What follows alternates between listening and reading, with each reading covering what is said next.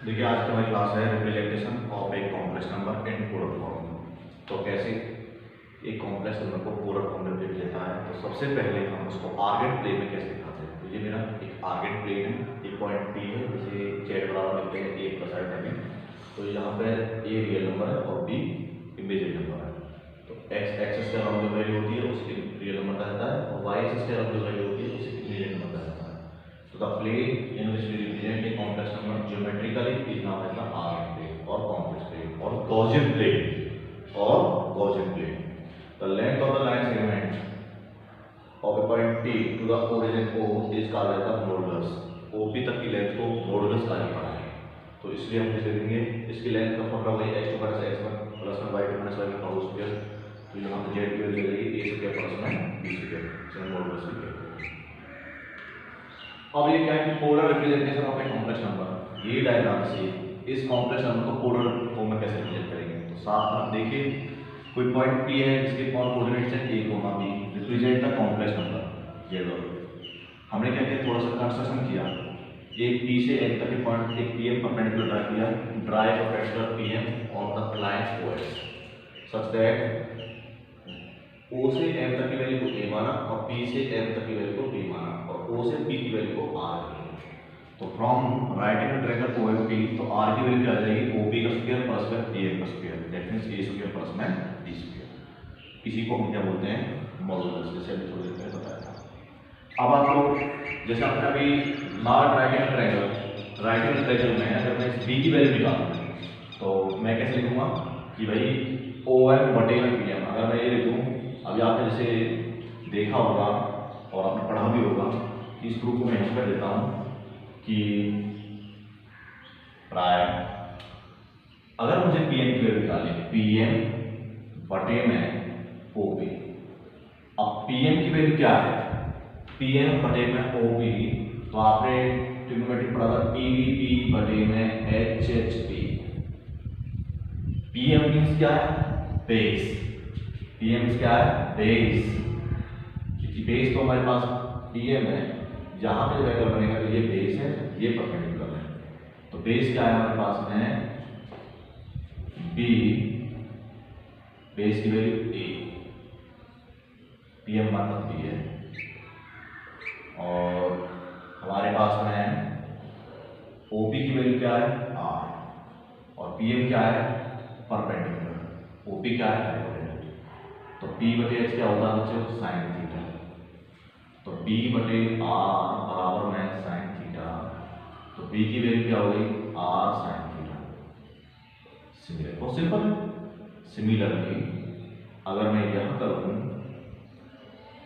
PM के स्थान पर अगर OM करते हैं, OM बटे OP, तो हमारे पास क्या हो जाएगा, बेस बटे हाइपोटेन्यूज। जिसका मतलब क्या है कि बेस बटे थीटा यहाँ बनता है, तो बच्चे ये बेस होता है, ये परपेंडिकुलर होता है, ये हाइपोटेन्यूज होता है। तो बेस बटे हाइपोटेन्यूज, बेस की वैल्यू क्या है हमारे पास में, OM की वैल्यू A और H की वैल्यू क्या है, R, और ये किसके बराबर होता है, ये हमारे पास है cos थीटा के बराबर। देख रहे हो, B बटे H किसके बराबर होता है, cos थीटा। तो A बटे R बराबर cos थीटा, तो A की वैल्यू क्या होगी, R cos थीटा। आपका कॉम्प्लेक्स नंबर क्या है, Z बराबर में A प्लस आयोटा है। तो A की वैल्यू क्या है हमारे पास में, R cos थीटा प्लस में आयोटा, B की वैल्यू क्या है, R sin थीटा। यहाँ से कॉमन क्या आ रहा है, R, तो Z की वैल्यू क्या जाएगी, R cos थीटा प्लस में आयोटा sin थीटा। यही मेरा होता है to represent a complex number in polar form. तो एक कॉम्प्लेक्स नंबर को पोलर फॉर्म में कैसे रिप्रेजेंट किया जाता है, R cos थीटा प्लस में आयोटा sin थीटा। इसी को एम्पलीट्यूड मॉडुलस फॉर्म भी कहते हैं, एम्पलीट्यूड मॉडुलस फॉर्म कह लो या पोलर फॉर्म कह लो। तो बच्चों ये हमारा प्रूफ है। आया समझ में आया कैसे कि हमने एक आर्गेन प्लेन लिया, एक पॉइंट P है, A, B, जैसे कॉम्प्लेक्स नंबर होते हैं Z बराबर A plus iota B। x axis का लॉन्ग वैल्यू A है, y एक्सिस का लॉन्ग B है, P से M तक का एक परपेंडिकुलर ड्रॉ किया, और OP का पॉजिटिव डायरेक्शन x एक्सिस के साथ में थीटा एंगल है। तो जैसे कि आप जानते हैं OP की वैल्यू क्या है, A square plus B square, और PM की वैल्यू कैसे निकालेंगे, ये जैसे 10वीं क्लास में पढ़ा था आपने, सेम ऐसे निकाल दिया आपके पास। तो ये हमने प्रूव कर दिया कि भाई कैसे एक कॉम्प्लेक्स नंबर को पूरा फॉर्म में रिप्रेजेंट किया जाता है। अब हम सवाल करेंगे, तो डेरिवेशन आप नोट कर लेना और हम सवाल समझाते हैं आपको। कि दिस एक्सरसाइज नंबर 5.4।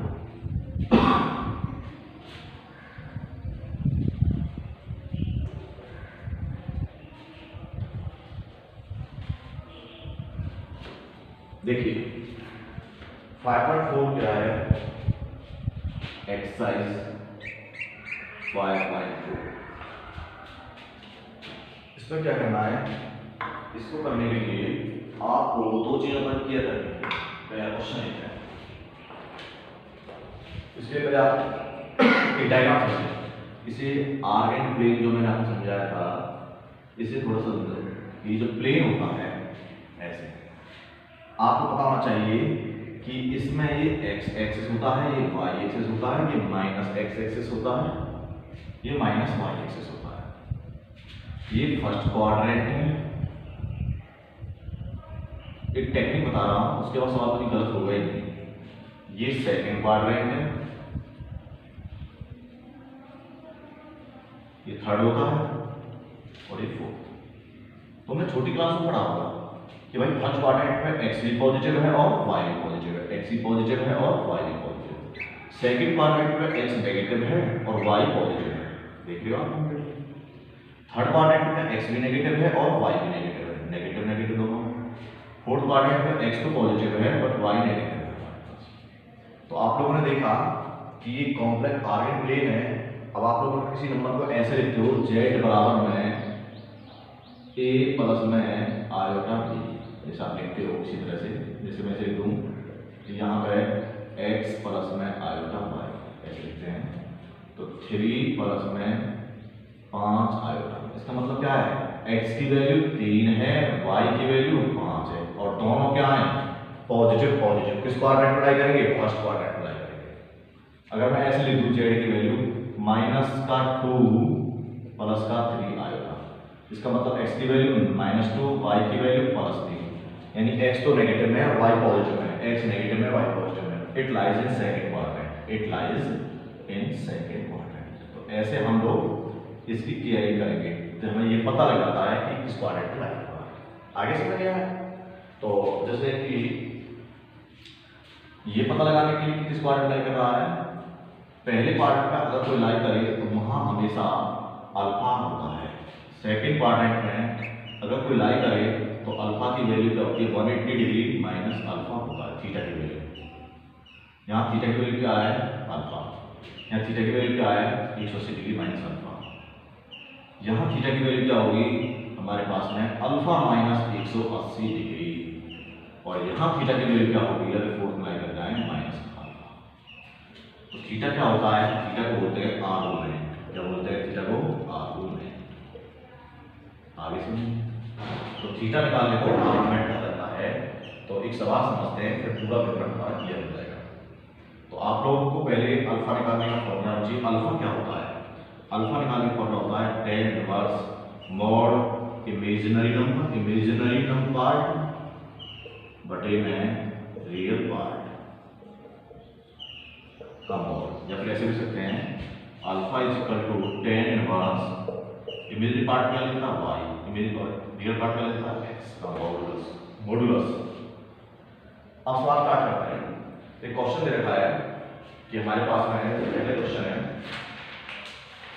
एक कॉम्प्लेक्स नंबर है 1 प्लस में √-3। ये मुझे z की वैल्यू दे रखी है। ये पूरा भाई इसका मॉडुलस निकालो। क्या क्या फाइंड करना है, टू फाइंड मॉडुलस आर्गुमेंट और पोलर फॉर्म। तो बच्चे देखो तीनों फॉर्म मैंने एक क्वेश्चन कर दिया, तो मॉडुलस निकालो, आर्गुमेंट निकालो, पोलर। तो पहले मैं ऐसे लिख रहा हूं z की वैल्यू 1 प्लस √3 में नेगेटिव क्या बन जाएगा, आयोटा। ये हमारे पास क्वेश्चन है, मैंने ऐसे लिख दिया है क्योंकि अंडर का नेगेटिव है तो आयोटा। किसी भी नंबर को कैसे करना है, z बराबर में x प्लस में आयोटा है, ये होता है हमारे पास। तो यहाँ पे x की वैल्यू क्या है 1, y की वैल्यू क्या है √3। ये तो मैंने कहा। मॉडुलस कैसे निकालते हैं, मॉडुलस पहला क्वेश्चन है मॉडुलस। मॉडुलस कैसे निकालेंगे, r की वैल्यू रियल पार्ट का स्क्वायर, रियल पार्ट का स्क्वायर प्लस इमेजिनरी पार्ट का स्क्वायर, प्रेस कर सकते हो x का स्क्वायर प्लस y का स्क्वायर। क्या है यहाँ पे x की वैल्यू 1, y की वैल्यू क्या है √3 का स्क्वायर, 1 प्लस में √3 का स्क्वायर 3, 3 और 1 4, √4 की वैल्यू क्या आएगी r की वैल्यू 2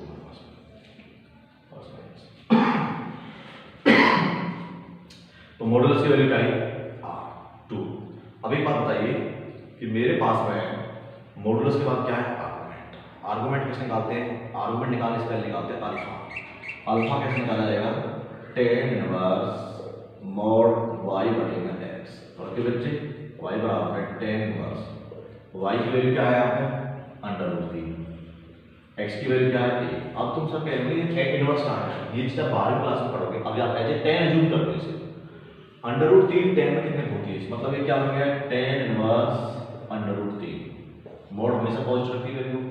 tan में √3 कितने पता है, सबको पता है 60 डिग्री होता है। अल्फा की वैल्यू क्या होगी बच्चे 60 डिग्री, ये डिग्री में, इसको रेडियन में बदला जा सकता है। रेडियन में कैसे, 60 में आप लोग पाई बटे 180 में गुणा करते हैं, तो ये मेरे पास जो आंसर आ रहा है वो पाई बटे 3, इसको रेडियन कहा जाता है। रेडियन दूसरे तरीके का, इसको डिग्री में तो इसको लिखते हैं रेडियन में। क्या करते हैं पाई बटे 180 गुणा करते हैं तो पाई बटे 3 होता है, वो रेडियन होता है। बच्चे अल्फा हो गया।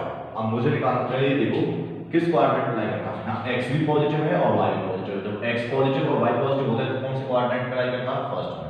तो it lies in alpha lies in first quadrant, क्योंकि दोनों पॉजिटिव है, first quadrant, alpha lies in first quadrant. अब फर्स्ट क्वाड्रेंट में लाई किया तो आर्गुमेंट की वैल्यू क्या होती है, आर्गुमेंट का फॉर्मूला क्या है, आर्गुमेंट थीटा बराबर अल्फा, थीटा बराबर अल्फा। तो थीटा की वैल्यू क्या आ गई पाई बटे 3, तो मेरा दूसरा आंसर भी आ गया। अब मुझे लिखना polar form, polar form. Polar form क्या होती है, पोलर फॉर्म के लिए आप जानते हो जैसे कि z बराबर r cos थीटा प्लस में आयोटा साइन थीटा, ये तो थी ना बस r cos थीटा की वैल्यू क्या, r की वैल्यू क्या है √2, r की वैल्यू क्या है 2 है, cos थीटा की वैल्यू क्या है हमारे पास pi by 3 plus iota sine theta की वैल्यू क्या है पाई बाई 3। तो ये मेरे पास में पोलर फॉर्म क्लियर आगे समझ। तो बहुत ही सिंपल टॉपिक था कि कैसे किसी नंबर को पोलर फॉर्म, आर्गुमेंट और मॉडुलस कैसे निकाला जाता है। एक क्वेश्चन और देखिए, इसी प्रकार से नोट करेगा, सब क्वेश्चन आप स्वयं निकालोगे। नेक्स्ट क्वेश्चन है,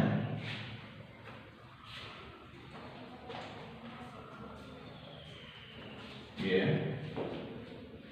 क्वेश्चन आपकी बात z बराबर -1 माइनस आएगा, ये क्वेश्चन है। तो z की वैल्यू क्या है -1 माइनस आएगा, इसका मतलब x की वैल्यू क्या होगी मेरे पास -1, y की वैल्यू क्या होगी मेरे पास -1।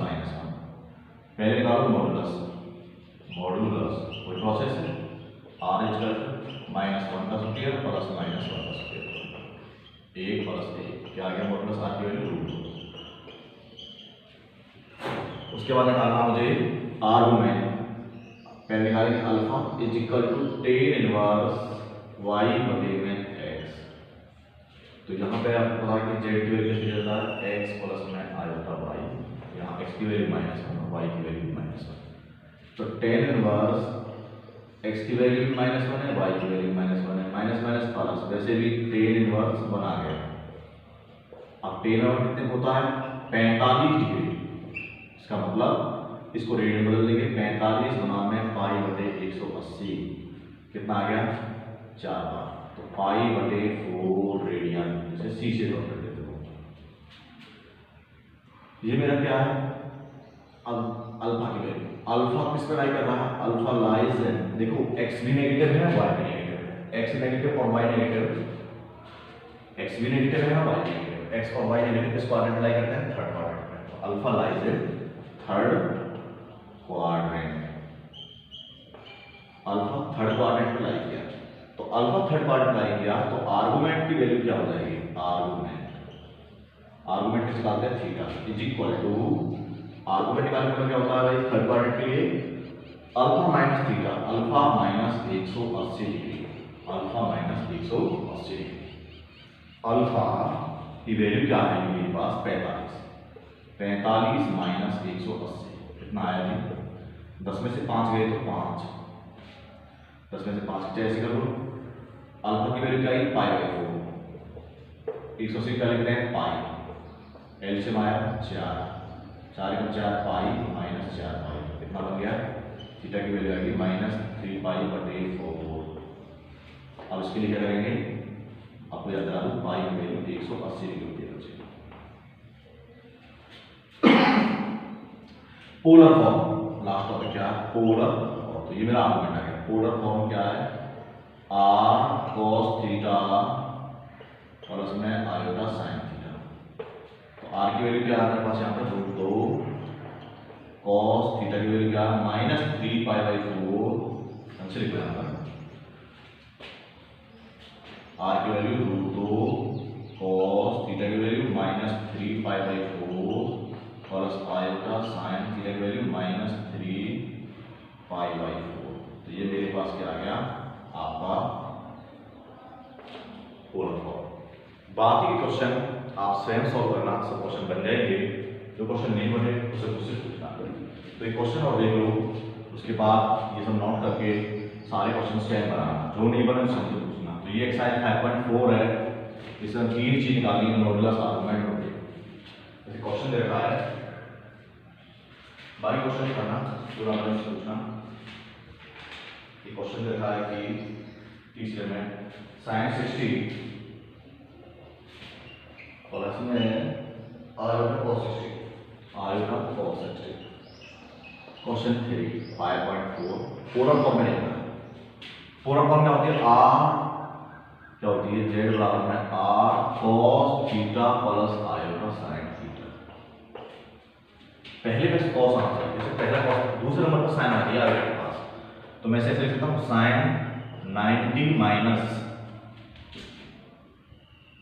30 90 में से 30 तो 60 लिख सकते plus iota cos 90 minus 30 sine 90 minus 30 कितना होता है cos 30 प्लस आयोटा साइन 30 90 में कितना चाहिए ये किसकी वैल्यू z इस तरह से 30 डिग्री का लिखा जा सकता है पाई बाई 6 भी लिखा जा सकता है क्योंकि मैंने बताया था 30 तो नाम है पाई बटे 180 30 जगह 6 बार तो पाई बटे 6 तो z की वैल्यू क्या बन जाएगी cos पाई बाई 6 प्लस में आयोटा साइन पाई बाई 6 ये मेरे पास पोलर फॉर्म है या फिर आप यहाँ भी लिख सकते हो तो बाकी क्वेश्चन स्वयं सॉल्व करना जो क्वेश्चन नहीं बने उससे मुझसे पूछना आज क्लास ये कि कैसे हम मॉडल्स निकालते हैं कैसे हम पोलर फॉर्म रिप्लेस करते हैं कैसे हम आर्गुमेंट निकालते हैं पूरे तसल्लीपूर्वक कॉन्सेप्ट को समझने के बाद एक एक क्वेश्चन को समझ करना सब क्वेश्चन बन जाएंगे फेयर नॉट में एक ही क्वेश्चन करना है जो क्वेश्चन नहीं आता फिर पूछो